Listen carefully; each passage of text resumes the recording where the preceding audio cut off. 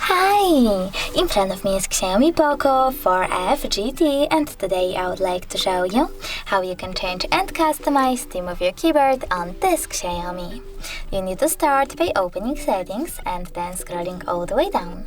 Now tap on additional settings, select languages and input, manage keyboards, and finally Gboard.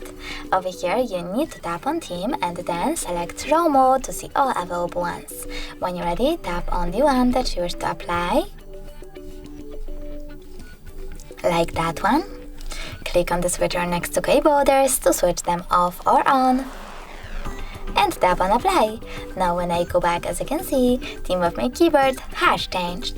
But you can always go into the same settings, but this time choose this plus icon under my themes. Now select the photo that you wish to apply, pinch it to scale and drag it to move. When you're ready, select next, adjust brightness by swiping left or right and tap on done. Lastly, manage key borders over here and choose apply. Now when I go back, as you can see, theme of my keyboard was successfully customized with an image.